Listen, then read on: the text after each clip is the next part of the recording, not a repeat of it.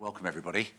Today is another step, a careful, a pragmatic, and a balanced step towards the eventual removal of our border restrictions.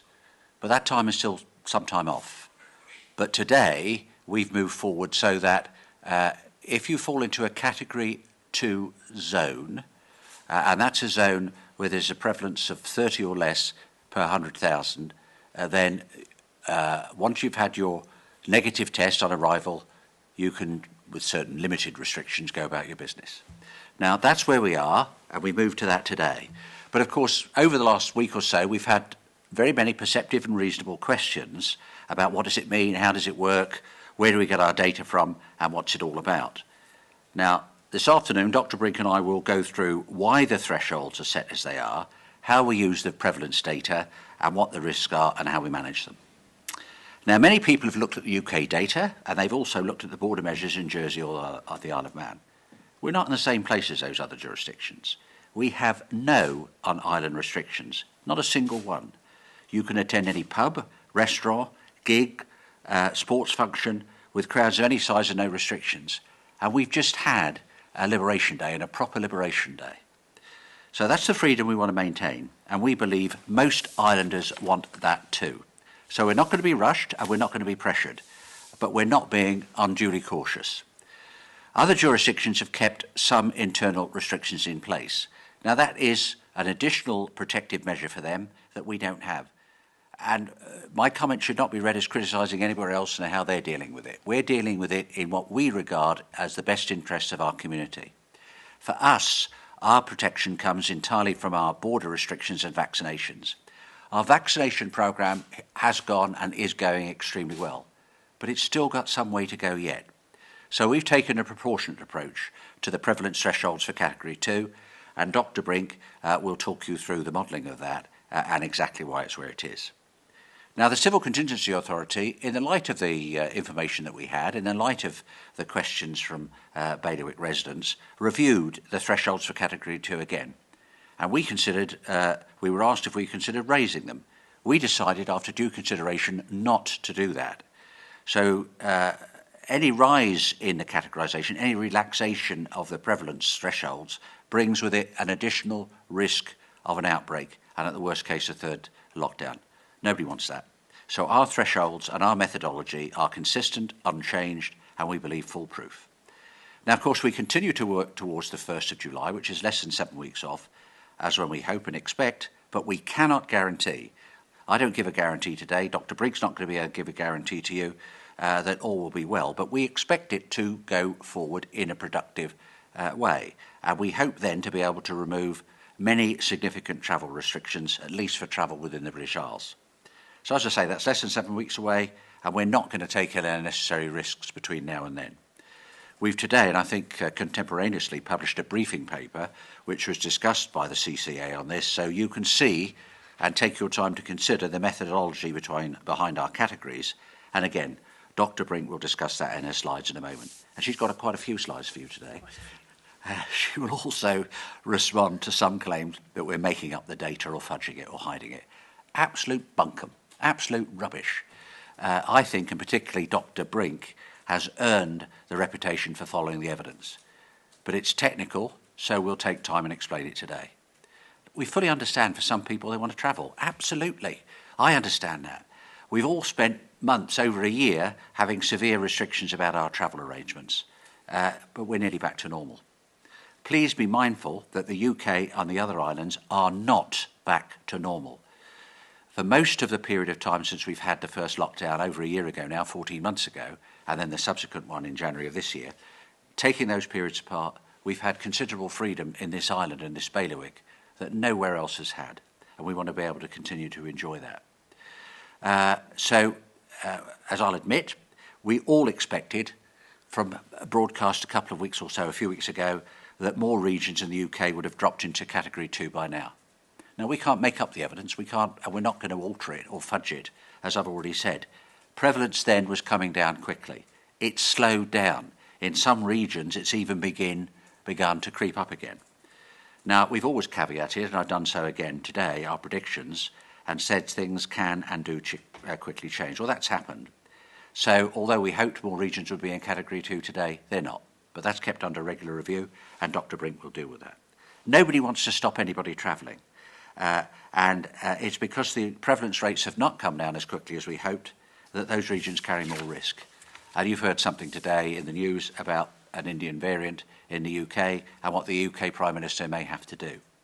But we've tried to be practical, and that's why we've said the airport at Southampton and the ferries at Portsmouth and Poole do not count towards your categories. But it's always a careful balance. And even when you're in an airport or a ferry terminal, please be careful. Please wash your hands, maintain social distancing if you can. Just be very careful. Now, more UK regions will, over the next few weeks, be likely, again with the caveat that there's no guarantee, to come into Category 2. But we don't know how quickly that's going to be, and some, as I've said, also may go up as well. Dr. Brink will give her best forecasts, but the number of cases in the region is not in our control. We cannot control what happens elsewhere. So I ask and I understand that those of you who are desperate now to see the back of travel restrictions for your patients. We've come a very, very long way as a community. We're in a very good position compared to just about everywhere else, but it's not over yet. Dr. Brink. Thank you very much. So, as ever, we're in a changing situation, and I'm sure many of you saw the news this morning with the B.1.617.2 variant, also known as the Indian variant, and what is happening currently in the UK.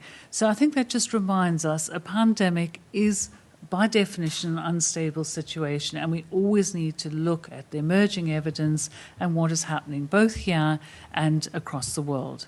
But going back to first principles is what we want to achieve. So as we move forward, we want to try and avoid another lockdown, and we want to try and avoid imposing unnecessary internal restrictions on our population. So important principles. We obviously want to prevent loss of life, and we also don't want to breach our hospital capacity. So these are important first principles. We want to, of course, protect Alderney and Sark, part of the bailiwick, and we want to try and stimulate economic activity as much as we can and as soon as it is safe. And finally, we want to relax measures because we really want to support mental health and well-being, and that connectivity in our community is so important. It has been an extremely challenging time for many islanders, and we need to recognise that.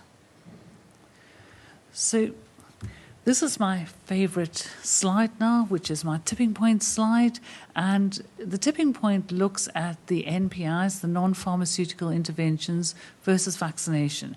And just to remind you, the non-pharmaceutical interventions are a suite of measures that we use, which include things like border controls, they include school closures, they include hand hygiene, face coverings, and at the most extreme lockdown measures. So those are the non-pharmaceutical interventions. And for all of last year and into the beginning part of this year, you saw the scales where most of our protection, the heavy lifting, was done by our non-pharmaceutical interventions. Now, as our population becomes increasingly vaccinated, those scales are tipping. And what you'll see from this slide is some of that heavy lifting is now moving towards that vaccination program. Now, of course, we need to continue to be careful. We need to monitor the emergence of variants of concerns and particularly look at any impacts they could have on any of our programs. So before I get on to the prevalence modelling, which I know is the hot topic for today, I just wanted to pause and just provide you with a brief vaccination update. So these are the figures from yesterday evening at the close of play. And what you will see from there is I've used three measures, and I'm using the over 18s, the over 16s, and the whole population. Now, why I've introduced the over 18s, because that is by definition your adult population. A lot of jurisdictions will talk about X percentage of our adult population have been vaccinated. So it's really important that we try and align the information that we give to you so that you can compare how we're doing to other areas.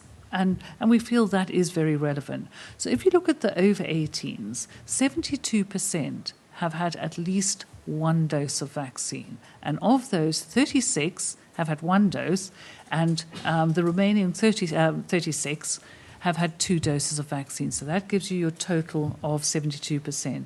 If you, and I'll skip on the over 16s, but if you go back to the whole population, 57% of our whole population, and that then includes the count of children into that number, have had at least 1 dose of vaccine.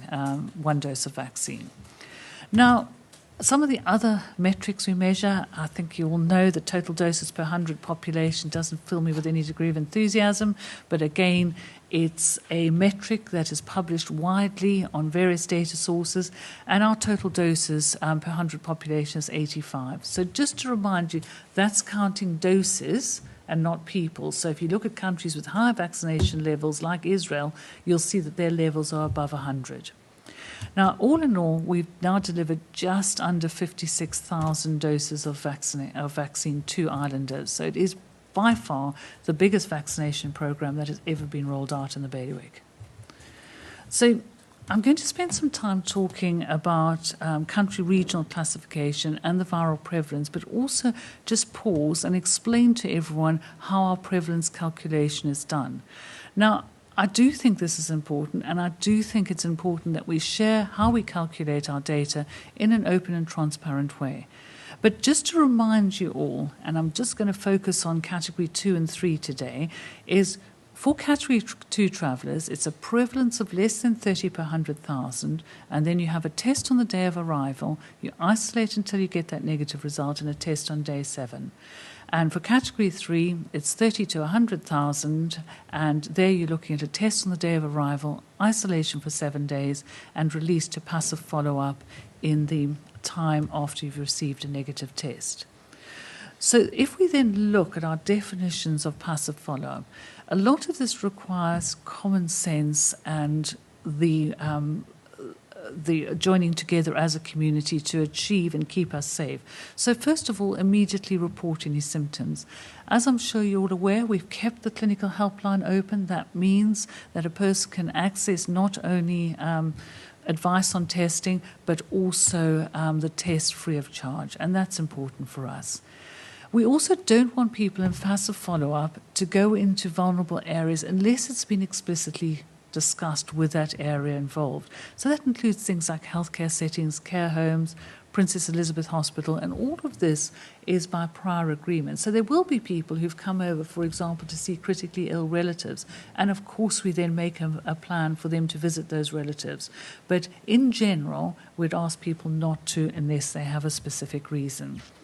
What we are also asking people to do, as far as possible, to keep a record of where they've been.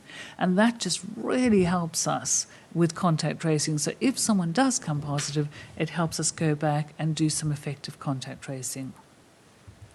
Now, I'm going to come on to the 14-day prevalence rate and how it's calculated. And I also want to try and dispel some myths here because there's a lot of misinformation going around.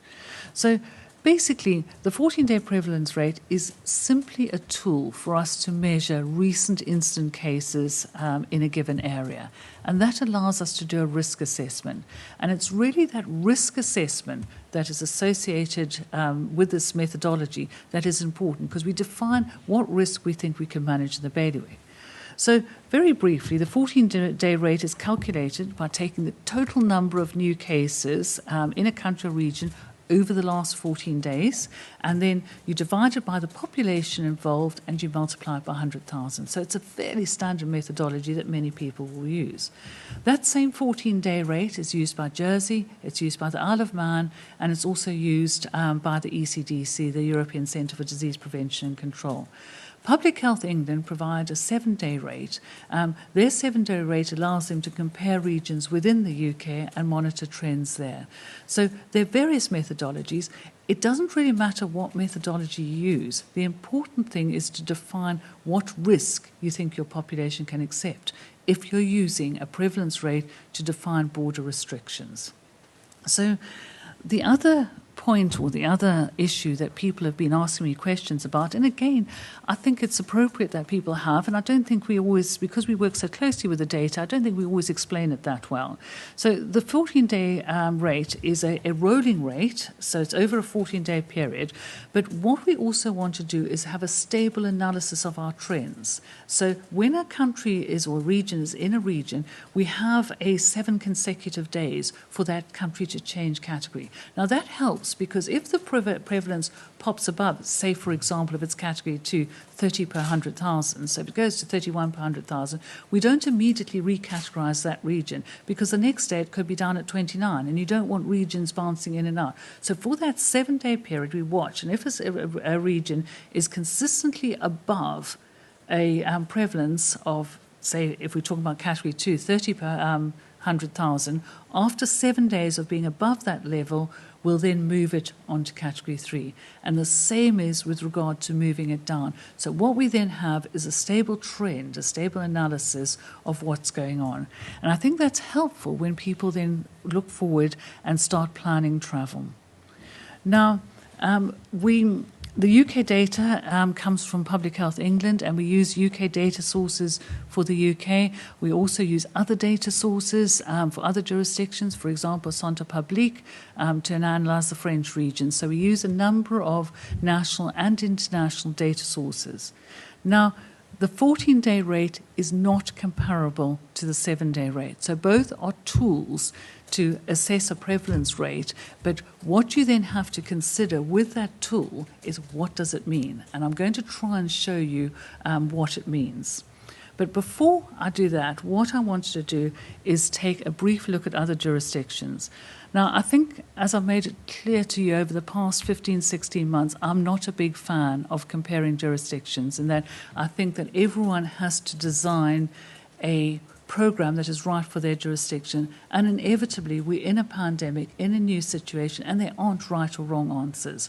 But because there's been a lot of noise about comparing various areas and comparing various measurements, I've aligned Jersey, Isle of Man and Guernsey. So Jersey use a 14-day case notification, but their green classification is 50 per 100,000. So our upper limit is 30 per 100,000, theirs is 50 per 100,000. But where Jersey differs from us is they have, as Deputy Fairbrash said, quite a few internal restrictions still in place. So our liberation days were different. We have balcony gigs, we don't have gathering size limits, and we don't wear face coverings. So there are all those things. So there are various ways, and as I said in the beginning, when you look at your non-pharmaceutical interventions, border controls are one, but internal restrictions are another. So as always, it's that balance. Do you restrict the borders, or do you put restrictions on the internal community? And finding that balance is difficult, and as I said to you before, I don't think there's an absolute right or wrong answer. Jersey have a testing program for their green travellers. If we look at the Isle of Man, they're also using a 14-day rate. They're using the 7 consecutive days as well, again, to provide some stability. Their border levels are the same as us. It's 30 per 100,000. And they have a test on day 0 and a test on day 6. Now, just to clarify the testing, is our law officers were very clear in that we couldn't classify the day of arrival as day 0.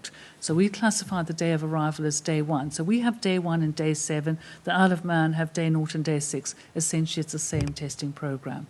And I think you're all very familiar with our program. It's a 14-day rate for 7 consecutive days, with our category 2 being less than 30 per 100,000. So what I'm going to try and do a little bit later is try and outline to you what these numbers mean. And I think that's important when we consider what risks we can cope with. But before I do that, I wanted to show you, this is an example of how we extract our data. So this data we look at 3 times a week. We look at it as a team. We look at it within public health, with our communications department, but also with our external relations. So we look at the data coming out. And what you see, if you look at England, England's sitting, well, today it was at 42 per 100,000, but it's been sitting in the low 40s for the last 7 days. So that looks like quite a stable picture. But what we've then done is broken it up and shown you what's happening in some of the different areas. So the East Midlands over the last 7 days has gone from 48 up to 54. So it has a worsening situation. The east of England is a bit mixed. We couldn't really do a trend analysis there. It's bouncing about a bit. If you look at London, overall London appears to be improving, but very slowly. The northeast of England is giving us a mixed picture. The overall day 7 was 42.9, but again, a bit of variation there. If you look at the northwest, it's telling us a different story. So the northwest is showing a worsening picture. So you've gone from 51 up to 61 in the last 7 days. The areas, of course, that are of particular interest to us are the southeast and southwest. And what you see with the southwest is a generally improving picture. And what you see with the southeast is also an improving picture, and it has just dipped under 30 per 100,000. Now, if all goes well, we'd expect the southeast to reach under 30 per 100,000 by the end of next week. But again, we're in an unstable situation. We don't know what the impact of the emergence of the new Indian variant is going to be, and we'll need to monitor that over the next weeks to come. And so whilst I can give you predicted trends, I cannot give you an absolute as this is where we'll be in a week's time. So if we then translate that and look at where we are on the graph, you can see here a lot of the west of England, including the whole of Wales, is green. Jersey's green. Isle of Man is green as well, and most of the Scottish islands. What we did over the last week is we considered some of the comments we received, and people were saying to us, we're driving through in a private car all the way through to Poole or Portsmouth Harbour, not Poole, Portsmouth Harbour or Southampton Airport. We're not getting out. We don't think that we've got any additional risk. And we considered that, and we thought that was a fair comment. And so what we've said is Poole, Portsmouth and Southampton, or Poole Harbour, Portsmouth Harbour and Southampton Airport are all classified as green areas. Now, that's not the whole of Southampton. So if someone travels through, spends the night at an airport, at a hotel in Southampton, and then flies off the next day, they've been in a Category 3 region at the moment. So it's specifically related to those travel hubs. So it's Portsmouth Harbour, Poole Harbour and Southampton Airport. What we'd also encourage people is, as they move through any transit hub, is to think about how they can protect themselves and protect others that they come into contact with. So, maintain your personal space, hand hygiene. If you're travelling through a transport hub, keep your mask on. So all of those common sense things to try and prevent infections occurring. So that's what we look like at the moment. So what I've got here is the current trends, and you'll see that we've selected out 5 regions for you to look at. So in the centre, on the red line, is England. And if you look at towards the beginning and middle of April, you were seeing a really quite sharp decline in the number of cases. And you can see that reflected in the red line, which is the central line on that graph. What you've subsequently seen is a plateauing off of those number of cases. Now, we've looked at other areas. So the grey dotted line is a prevalence of 30 per 100,000. And you can see green, which is the southwest of England, has gone below 30 per 100,000. And the blue, which is the southeast, is just dipping below now, and we need to see if that's a stable trend. But in contrast, you can look at places like the northwest of England. And what you've seen there, and that's illustrated in the black line, you've seen the decline in the number of cases. So if we looked at the northwest, in the middle of April, it was looking quite good. But what you've seen in recent times is the upticking of the number of cases in the northwest. And I think that just shows that this is an unstable situation, and we need to continue to monitor the trends. So yes, we can predict what we think is going to happen, but in a pandemic, you never know what's going to happen. And the top line just shows Yorkshire and the Humber, which is overall was improving and has now plateaued out. So I am going to be brave, and I am going to try and give you future predictions, and I hope you're all not going to get annoyed with me if this is wrong. But these are our future predictions with extended lines for the southeast and southwest, with the southeast illustrated in blue and the southwest illustrated in green. And what you can see is that we predict that the southeast will go down below 30 per 100,000 if it follows the current trends and nothing happens over the next week. But we cannot be sure that things won't change. So that's where we think we'll be. When people are planning their travel, I think it's really important that you consider that that's where we think we'll be, but we cannot be absolutely sure, and unforeseen things might happen and which might change categorization. So I alluded in the beginning to, well, you use a prevalence rate. It's a 14-day, it's a 7-day. What does it actually mean? Why are we using these prevalence rates? And it's all about calculating risk. And forgive me, the slide is quite busy, but I really thought it was important to try and illustrate what we do to try and look at risk. So if you take your 14-day prevalence level, obviously the number of people infected coming into the island is going to be dependent on the number of travellers. So we've taken 3 travel points. We've taken 250 travellers, 350 travellers and 500 travellers. And we've taken it over a period of 50 days. So when we did this calculation, that was a number of days before the 1st of July. So that gives you an idea of the number of infected people that we would expect to come into the island over the next 50 days.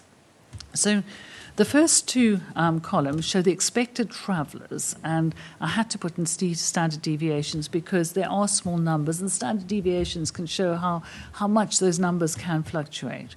But if you take a prevalence of 30 per 100,000 and you had 250 travellers coming in over the per day over the 50 days, we'd expect to have about 7.5 infected travellers at a prevalence of 30 per 100,000. If we raise the prevalence to 50 per 100,000, that would go up to 12.5. Now, one of the things that we have in Category 2 is the day of arrival testing. And if you recall some of the original modelling that I presented to you on day of arrival testing and day 7 testing, with a day of arrival test, you will get about 56% of infections. If you test on day 7, that'll go up to over 90%. So that's part of the risk assessment. So when we planned our Category 2 travel, while we said a day of arrival test and self-isolate until you get that result, we knew that we'd reduce the risk to the community by 56%. So if you then go to the 3rd column, at 30 per 100,000, with a day of arrival test, with self-isolation for the first 24 hours, that'll go down to 4 infected travellers being released into the community over a 50-day period. Now, of course, modelling is always just what the name implies, modelling. So we had to calculate everyone being at a level of 30 per 100,000. Not everyone is. There's going to be a different prevalence levels in different regions that sit below 30 per 100,000. So what we have to do is use a figure and model on that. Now, if we were to raise our prevalence to 50 per 100,000, that would go up to 7 infected travellers being released into the community over those 50 days. So about 7 weeks, around about 1 per week. Now, I think a lot of people might be concerned with, well, we're concerned about infected people being released into the community, and it's important to understand what measures and mitigations are in place. So one of the reasons why we have the day 7 test is what I said earlier on the modelling. You'll detect about 92% of cases by day 7. So by doing the day 7 test, we then have the ability to diagnose infections earlier. So if you think what happened in October, November last year, where we had a small cluster and we managed to control it very quickly, what you're looking at doing is stop those exponential growth, ongoing chains of transmission. So the day 7 test would then allow us to try and detect any infections as early as possible. We retain our contact tracing capacity, we retain our laboratory testing capacity, so we're able to manage that situation. Now, I'm not going to go through all of the other categories, but I think what people who have seen this slide can see, if you go up, what the risk is, if you go up to 500 travellers per day for 50 days.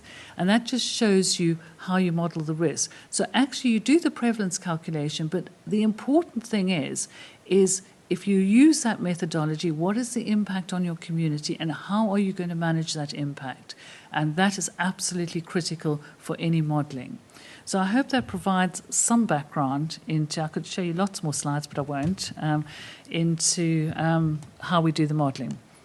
Now, of course, going back to the Bailiwick Blueprint, there are two things. The first was the measures to the 1st of July, which largely rely on country prevalence. But moving after the 1st of July, what we are going to be doing is looking at matching with vaccination, either with the whole community or individual vaccination status.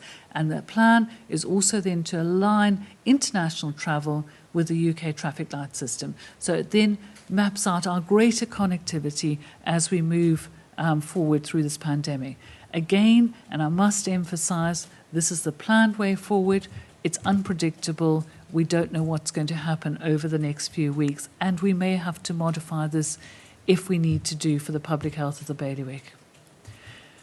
The final question, the final slide that I'm going to show is a slide from a lady who contacted Deputy Fairbrush with particular concerns about vaccination and pregnancy. Now, some of you might know Alex Hawkins-Drew, who is leading our vaccination program for public health. And she's actually a consultant midwife before we stole her from midwifery and she joined us in public health. But she's exceptionally talented, and what she's done with the vaccination program for pregnant women is she's arranged a bespoke service. So we absolutely understand that pregnant women who are eligible to receive the vaccination are, and rightfully are, going to have more questions than perhaps in other people being vaccinated. So what Alex has done, she's arranged a bespoke service for pregnant women where they can see a midwife with a particular interest in vaccination, who's been particularly trained in COVID vaccination and has a longer time to discuss the pros and cons for that particular person. And I think that's important. The JCVI guidance is clear. We're doing an age-based vaccination program for pregnant women as well. We're using a mRNA vaccine, which again is what's recommended by JCVI, either Pfizer or Moderna. Alex has put a lot of information on the States of Guernsey website, and I have to say I think the information is very well presented. And she also really would like to encourage people to come forward and ask any questions if they do. So she's really keen to see that. And the final thing that I wanted to say is we're also looking at redoing our long COVID survey. And we have put information on the website, and we're asking people who did have COVID in the second wave, particularly in the second wave, we have data from the first wave, but in the second wave, to come forward and complete our questionnaire. It's really important that we understand the consequences of COVID for those people who are unfortunate enough to get infected, what the impact was, and particularly if they have any ongoing health problems. This is of absolute paramount importance because it will help us design any services in the longer term. So thank you very much. And I'm sorry I've taken up so much time today, but I thought it was important to try and get all that information together. I think it was, and you've done it, as usual, cogently and very informatively. And it is important because we want people to understand the decisions we've made and the reasons that we've come to those decisions. And we're going to have another briefing a week today because the CCA will meet again probably next Thursday. It'll certainly meet next week. And we will then be announcing what our proposals are for travel post the 1st of July and the restrictions, the lifting of restrictions and what that would involve. As Dr. Brink has said, that will be subject, even when we've announced it next week, to caveats if something happens untoward between then and the 1st of July. Albeit we hope we're moving forward positively and sensibly. So thank you very much for listening, everybody, patiently. And the media have listened very patiently. They haven't twitched too much, as I've seen when we've been speaking to them. So it's now their opportunity to ask questions. Juliet. Juliet from the Guernsey Press. Thank you very much for taking the time to go through the 14-day prevalence rate. I think we've all seen an awful lot of confusion online over the last week, specifically because people are obviously looking at the Public Health England website, because obviously 90% of people, I imagine, are wanting to travel to England. Yes. Obviously, you've mentioned the benefit of the 14-day system, but do you feel a lot of those benefits do outweigh the confusion and, in some cases, anger people have felt of not understanding our local system? And have you considered maybe doing a 7-day rate and maybe lowering our threshold, because obviously if you lower it to 7 days, you maybe lower it to 15. Yeah. Have you thought about that, and what's been your weighing up process? So we've considered increasing the risk and bringing in internal restrictions within the community. We've considered lowering the risk and moving to a 7-day prevalence. We've used the current system for 14 since we've been operating it since August last year. It operates efficiently. We can extract the data efficiently, and I really felt that it was important to, rather than just change the prevalence, was to actually sit down and explain what we're doing. And hopefully by putting it out with the explanatory note on the website as well, it'll give people the information that they require. And I think if we can look at ourselves, I think sort of communicating that clearly, the data was so familiar to us, is that it's important for us to continue to communicate that clearly. And I think as we go forward, it's something that we need to reflect on and continue to look at. But no, we have a system that's working. We extract the data. We do it 3 times a week. It is efficient. We're only planning to run this until the 1st of July. So to change an entire system for a limited period of time, I thought it was a better approach was to communicate more clearly exactly what we're doing. And that's why we did the risk analysis, because it was all about how much we think we can cope with. Thank you. Next question, please. Matthew. Matthew Leach, Bailiwick Express. This is a question about region size. I know some of the regions are quite big, especially one that has been brought up to our attention is North Scotland's quite massive, but a lot of places there have very low prevalence rates, except for one place called Moray that had an outbreak. However, that's about 300 kilometres away from Argyll, which is in the same region. How are sizes justified? So we've looked at a number of ways of doing this, upper tier, lower tier, local authority. The problem is when you look at an area, people seldom stay in a small village with a low prevalence, and that people will often move. And I can only describe one of my colleagues who lives in a very low prevalence area, but actually is an A&E consultant working in one of the highest prevalence areas. So if you said, well, I'm going to, the prevalence is where you live rather than where you work, then you might get a skewed analysis of risk. And I think when we looked at it, we felt, again, we've gone for stable and consistent, is we thought that was a more stable and consistent and a more broad analysis of the risk. And even if someone lives in a small village with a low prevalence, they may well go to the nearest supermarket to do their shopping. And it's a case of how much do you drill down, how much do you try and work out where people have been. And so doing the regional analysis we thought was would provide us with a more consistent assessment of risk. Yeah, you cannot super micromanage. You can't, as Dr. Brinker said, can't say, well, in this little village there haven't been any cases for 3 months, whereas the city 50 kilometres away where that person might go for their entertainment or their shopping has got a high prevalence. You've got to take a balance. It's a balanced judgment, as Dr. Brinker said. Next question. John. John Fernandez from BBC Guernsey. Do you think the categories and categorisation process, how they've been calculated and how they've been communicated so far, has been successful up to now? So, one for Deputy Farish and then you probably... Well, I think one of the ideas of today, the very detailed explanation today, is because we have had questions, people saying, look, we've looked at this and it seems to be that. We want to explain it, both in the very, very clear and detailed explanation given by Dr. Brink, which has also been published, as I say, and it's now public. We want to explain that to people because we've got conflicting pressures. We're quite happy, and it is the politicians that take the responsibility for this, we're quite happy to resist the pressures, but we need to explain them. And the pressures are, lots of people don't want Guernsey to take any step towards opening up its borders. That frankly is the case. I hear that regularly. I'm sure everybody does. Other people want to open up tomorrow and quite rightly say, well, I can't go and see. I've got a relative in Scotland that I want to go and visit, or a relative in Leeds that I want to go and visit. I haven't seen them for 14 months, or I've got a son that wants to come home, and there are all kind of restrictions. But our overwhelming test, there are 2 considerations. The first is public safety, and the second is moving forward, because we're going to have to live with COVID in our community going forward. This virus is not going to disappear on the 1st of July or the 31st of December. It's going to be around, it's going to be something that the world, and Guernsey's part of that world, is going to have to consider and live with. Dr. Brink, I think he also wanted you to answer.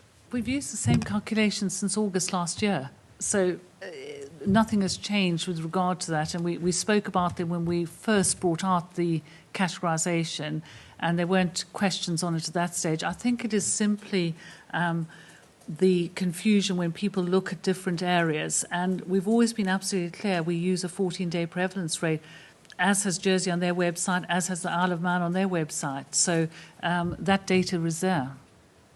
Next question, please. Louisa. Yeah, Louisa from Channel TV. You mentioned the different jurisdictions.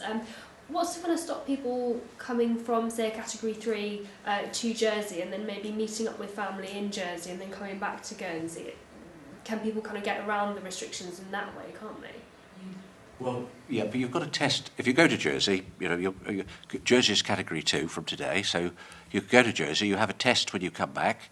If that's negative, you go about your business, and then you have the day 7 or day 6, whatever it's called, test. And 56% is caught on day 1, 92% is caught on day 7.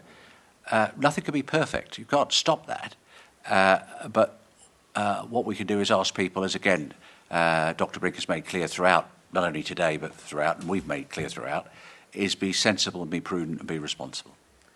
Yeah. And you declare your travel history in the 14 days prior to entering on the travel tracker, and it is a legal declaration that you make, so it's part of that declaration process.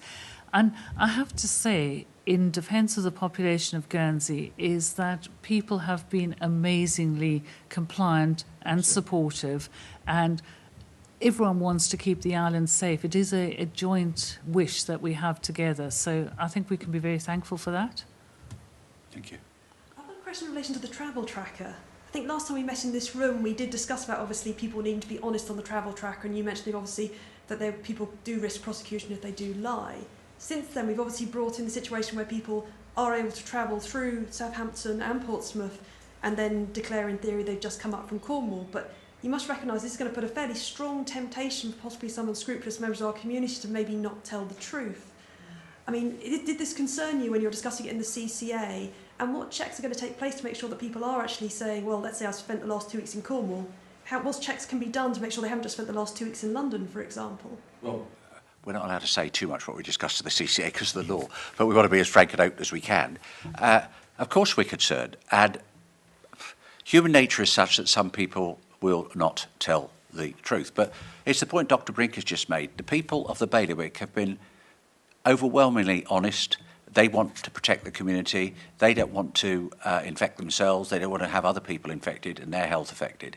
But we are reliant on the goodwill and the integrity of people. And as I've said in a previous mention of this, that we are in a position whereby if people do that and they are caught, they will be prosecuted. And hopefully the court will visit upon them, if they're guilty, severe sentences, which will discourage others from doing the same thing. Yeah, and if you look at the mitigation of risk, it's why we've got those 2 time points of testing in as well. So we've tried to design a system that sits behind that helps us mitigate against risk. But nothing's risk-free. I think I must have said that several times to you all. Next question. Sorry, Matthew. Yeah, thank you. What do we know about the Indian variant? I know you've mentioned it so far, but what do we know about it? Because it's potentially more transmissible, apparently, and how could that lead into affecting our categorisations? So it won't affect our categorisations because our categorisations are based on prevalence. However, we do, within our categorisations, have what we call a public health override. So if there was something of particular concern that we needed to give urgent attention to, we could override a category if we needed to. So we do have that public health override. We haven't used it to looking at various regions in the UK, but we have looked at some other jurisdictions externally across the world where, for example, they've had very low testing rates, and we've questioned the validity of the data that we're looking at. So we can always look and scrutinise that data, and part of our categorisation is 3 times a week. We spend an hour looking at the country categorisations, not only within the UK or the regional classifications, but internationally we look at every single country that we categorise. So that's important from that point of view. With regard to B16172, which is the variant of concern, so there were three variants that arose out of India. Two of them have been classified as VUIs, which is variants under investigations. One has been classified as a VOC, a variant of concern. Now, the data that we're aware of, and this is all in the public domain, is that it certainly seems to be more transmissible than the original wild-type SARS-CoV-2 that we saw in the first wave. Its relative increase in transmissibility in relation to B117, which is the Kent variant, more data still needs to come out of that. But I think what we can say is it is a changing situation. It is something that we're going to have to watch very closely over the next couple of weeks. But I think it's too early to draw any firm conclusions other than the enhanced transmissibility compared to the original wild-type SARS-CoV-2 that we saw in wave 1. No question? Yes, Louisa. We kind of heard earlier this week about a shortage of emergency beds at the hospital. Would that ever have a bearing on what happens at the borders? Well, the answer is it could do. It could do if we were really... one of the significant considerations in relation to COVID and the border restrictions, etc., is that we didn't want to overburden our health facilities, and particularly a hospital. We have one hospital. So it could do. But it may be that people could be moved out. It depends on the seriousness of their illness and their circumstance. I don't know if you want to add anything, Dr. Brennan. No, with part of our hospital planning for COVID management is we've got our Brock ward where we have dedicated beds which we can flex to use as a COVID unit. We also have the ability to use our day patient unit as an intensive care. So we have plans in place that can flex as appropriate. But as Deputy Fairbrush said, is that we'd evaluate it on a case-by-case, on a day-by-day basis if we were in that situation.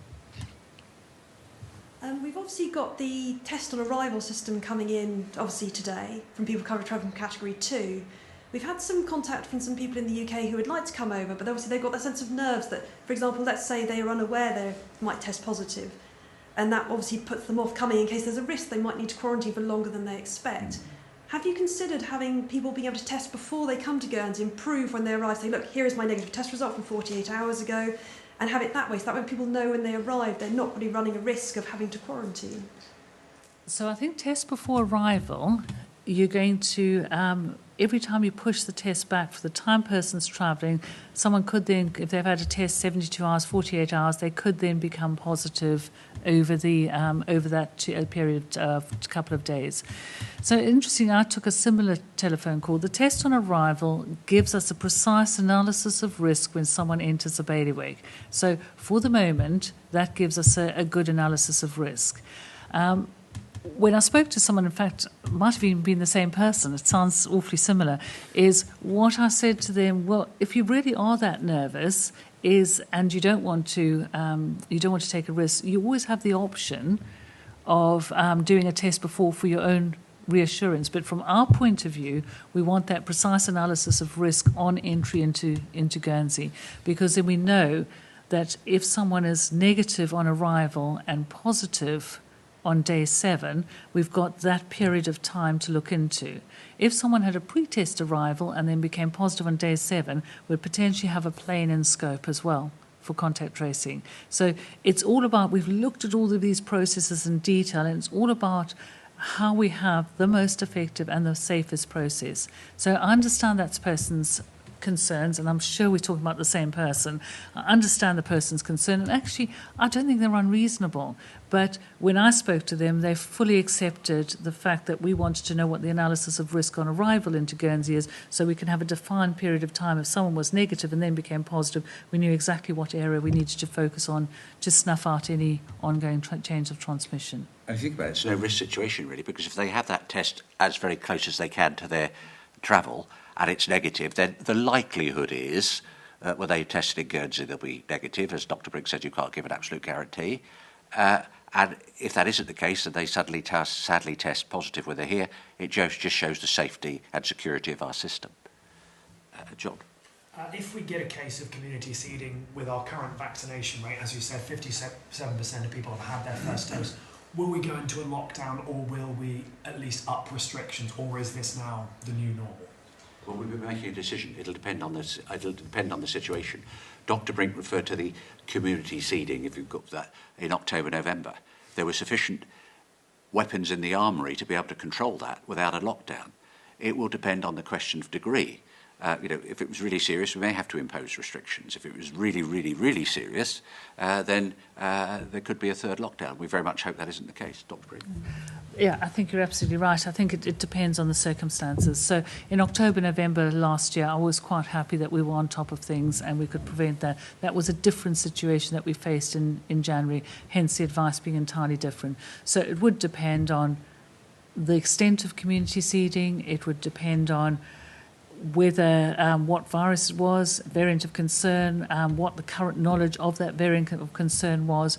So I don't think we can rule anything out, but what we can say, with our current progress of vaccination, it is less likely that we would do a general lockdown, but we can't exclude it. Okay, any other questions? Julia? We have seen, I think we had this conversation, sometime last year about the possibility of testing sewage to see if there was any COVID in the sewage, to try and see if there's an early warning system about whether it might be in our community. I think at that time the decision was that there wasn't enough scientific background, it needed to be more research. I think we're seeing this turning up more in other communities now, that they're looking at this as an early warning system. What research have we done, and could this be something we look to adopt to try and test to see, because if there is an outbreak, would this not be a good early warning sign? So it's something we are looking at, and we in fact have the Director of Environmental Health and Pollution Regulation together with Guernsey Water. This is going to sound awful, has been mapping where the sewage goes to and how we'd actually sample it. So it's something we're actively considering at the moment. So sewage testing forms part of a surveillance system. At the moment, a lot of our surveillance is based on human testing, but as that decreases, we're absolutely looking at using sewage as an early warning system. So the whole mapping exercise has been done. It's a case of what it would take to operationalise it. So it's something we're looking at. We're certainly seriously considering. We are working on. We have a sewage group. So I don't know if that, who particularly are looking at that, and we will. It's something we'll seriously consider. Anybody else have any other questions? John. You spoke about lining up with vaccination when it comes down to travel post July 1st, and you've also obviously mentioned COVID certification or vaccine passports in previous briefing. Can you just give us a bit more explanation on what you mean by lining up with vaccination status? So, from my understanding, is that Israel has high vaccination rates, we have high vaccination rates, we could travel between. Just if you could elaborate on that, really. Okay. So basically, there are two parts to the post-July programme, and we are starting to work on the detail of that. The first is the alignment with a population-based protection. So what we're particularly looking at is whether there could be free travel within the British Isles Common Travel area. So you'd look at free travel in those areas, but then you've got the arm of international travel, and so we'd be looking to align international travel with the UK traffic light system. So there's the British Isles Common Travel area, and then there's wider international travel, and that's the information that we're hoping to present to you next week is a very detailed assessment on that. But it's those two prongs that we're working on. Anybody else have any questions? Yes, Julia. Only one slightly pernickety question which we've had forwarded to us, which is if people are looking to come to Guernsey for maybe only 5 days, obviously currently they're obligated to have a day 1 and day 7 test. If they choose to go back before that day 7 test, what do they need to do? Do they need to inform you to say, hi, we're not going to be turning up? Or? So it's very simple. On the travel tracker, they put their day of departure and they do a drop-off test. They're going to be areas that they can drop the test off at the airport, or the ports. So whether they come in the ports or the airport, and actually it's not a pernickety question, it's a really good one. So they'll drop their samples off as they go the way out. Now the reason being, you might say, well, why do you want to know that status? We would want to know it because if they've been moving around our community and they've gone from negative to positive, it just enables us to then contact trace around that. So it'll be a sort of test and go, or swab and go, because they don't have to wait for the result. So we're trying to make it as unintrusive as possible, because we realise that people are going to want to come for maybe 3-4 days, maybe a long weekend. That's absolutely okay. They test on the way out. ones from me. Just the first one, you mentioned about sewage testing. You also talked about genomic sequencing a few weeks ago and getting on-island capacity. Are we any closer to that? So that project's progressing really well, and we are doing some. So that's going to be run in the States Analytical Laboratory at Burnt Lane, and they're doing some building modifications to accommodate the molecular, the genomic sequencing equipment. And the staff have been looking at training, and we're looking at how we analyse the results. So that project is progressing. Your next. And my final one, it's one from a listener. A lady asked, when will visiting specialists be allowed to return to Ireland? Her mother, for example, needs a physical assessment, but the specialist hasn't got any answers from public health on when they'll be able to come over. So public health don't actually do the exemptions for visiting specialists. Those are done through the medical director, so through Yes. Dr. Raby. But if they have specific concerns, if they email into publichealth@gov.gg, we can certainly make sure that that gets directed to the appropriate person to help them. So I can only say I don't know any details about that, but I'm happy to try and sort it. Anybody else? No other questions? Thank you very much, everybody, for your questions. Thank you very much, Dr. Brink, for a very detailed analysis and exposition of the position today. As Dr. Brink has said, and I've said, we'll be back here. We'll be back. I'm not sure if it's here or both are sure, but we'll be somewhere broadcasting in a week's time, and we'll be able to tell you more about what the arrangements are from the 1st of July at that time. We've taken another step today, and we think it's a step well secured, but we've still got some way to go. Thank you very much, everybody.